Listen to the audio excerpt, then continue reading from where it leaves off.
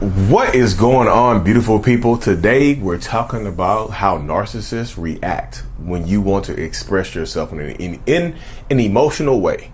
If you're new here, my name is Lee Hammock. I'm a clinically diagnosed narcissist, and welcome to episode 978 of the Narcissist Code.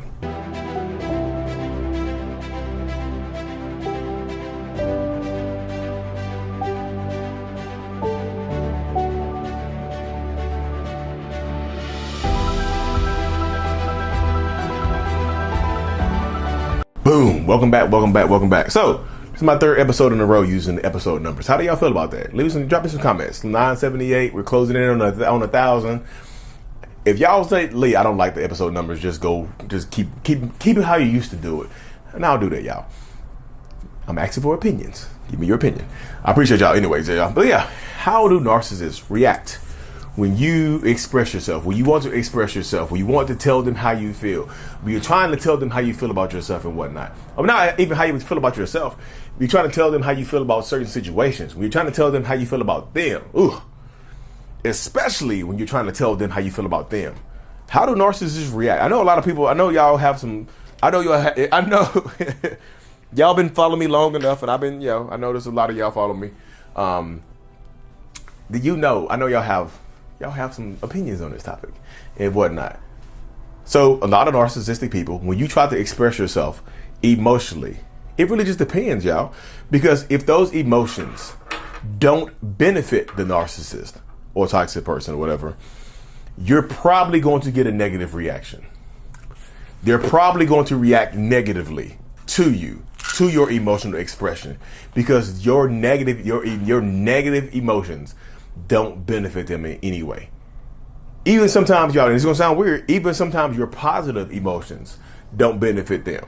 Like your positive emotions don't benefit them. If you're celebrating your own success and you're happy as hell that you just got a promotion at work, and that narcissist is jealous of you, you express to yourself, you're like, babe, I just got a promotion. Woo, babe, I just graduated college. Woo, mom, I just got my degree. Woo, dad, I just made that basketball team. Woo. And they'll be like, no expression, negative, just steal your damn energy, flip it on you. You see what I'm saying? If it doesn't benefit them, then they can flip it on you. They'll turn your positive into a negative, post haste, with the utmost quickness. They absolutely will. They will just literally turn your positive emotions into some negativity quick as hell. So that's why I tell people, y'all, and it sucks to even have to say this, that sometimes if you have to express yourself emotionally, this is where a good support system comes into play. Because I know everybody can't leave a narcissist. Everybody doesn't want to leave their toxic. Everybody doesn't want to leave their relationship. So no judgment zone, y'all.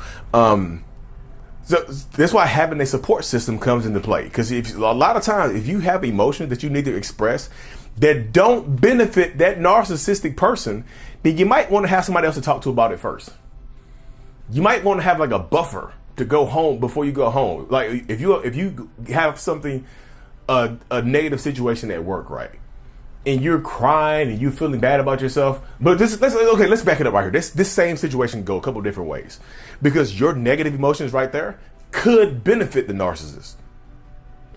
Think about it right there. If you come home crying, right, because you had a trouble at work, you had to argue with somebody at work, the narcissist can benefit from that because they can blame you. They can take the side of the other person. They can take the other person's side immediately and put it onto you. Blame you for how you got there. So what did you do what did you do to make them say this to you?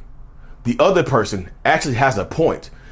You were actually in the wrong here. Even if you were in the right, even if you don't have any culpability here, they'll make you feel like you was. See, they can benefit from that because they can put you down right there. They can take your negative emotions, take a benefit from it, and put you down right there. They can it's kind of like kicking you while you're down, So that's what I'm just saying. Like sometimes your negative emotions they can benefit from, and your positive emotions they can't. It depends on, like, every narcissist is going to be different. Every narcissist is going to be different. Every narcissist, toxic person, whatever, is going to give you a different response, typically. That's what I was just saying, like, how does this benefit them? Ask yourself that question right there before you go home, before you express yourself, if you have time. If it's not a sudden reaction. If you have time to think about it, ask yourself, y'all, because that's the question that narcissistic people ask themselves on a subconscious level all the time. See, me, I asking myself that question on a conscious level because I'm self-aware. I ask myself, how does this benefit me? How does this affect me? So that's the question you can ask yourself about them before you even open your mouth to them. How does this benefit them? If you're in a long-term relationship with them, typically you know how they're going to react. One way or the other, you typically have a good baseline on how they're going to react. So if you have a negative emotion that you need to express that's not going to benefit them, or they're going to react negatively to you, or they're going to take the side of somebody who hurt you or harmed you, babe, they robbed me on the way home. Where were you at? What were you wearing? What happened to you? Why did you just come straight home? Why did you just run into the car? You see what I'm saying? They'll blame you. So having a good support system can help you out. I'm talking about your family members, your close friends that you had for years, people that can support you through this. So you can have an event. And I know what you're going to say, Lee, well, that sucks to have to talk to somebody else. You can't talk to your partner. Exactly. That's the point. It sucks that you can't express yourself to your partner in a healthy way. It sucks to not be able to talk to your partner in a way that y'all can just emotionally express yourself to them. It sucks, doesn't it? Yes, that's the point. That's what I'm trying to get you to realize. It sucks to have somebody else to talk to before you have to have a buffer before you talk to your partner, so you don't want to upset your partner because you're upset. You know what I'm saying? Very rarely do you get some narcissists will take your side. You know what I mean? I'm not saying that all narcissists are the same. That's not me trying to say that, because you understand the person you're dealing with now. This is my channel, Understanding Narcissists, Understanding Toxic People, Understanding Toxic Behaviors and whatnot, right? So that's what I'm just saying, like, you understand this, you know this person now. So if you know them, you can express yourself to them in a different way. You can have a filter. You can talk to your mom or dad if they're still around. You can talk to your siblings. You can talk to your best friend if they're still around. If you haven't isolated yourself, you can talk to a therapist. If you have isolated yourself, you need somebody to talk to, you can talk to a therapist. You can do a coaching session. You can join one of I'm building I'm building some communities here pretty soon to go along my video series or whatnot. That's what I'm just saying. Like, there's help out there, so you don't have to necessarily talk to your partner. You can have a buffer to decompress before you talk to your partner. So you don't, and like, again, y'all, these could they be long-term solutions? Yeah. But do you really think you can be with this person for 20 more years, not being able to talk to you, not being able to express yourself to this person? Because we all know how a lot of narcissists act when you cry in front of them.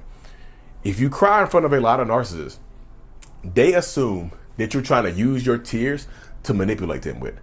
They assume that you're trying to use your tears, your emotions. They assume that you're trying to use those to be manipulative with.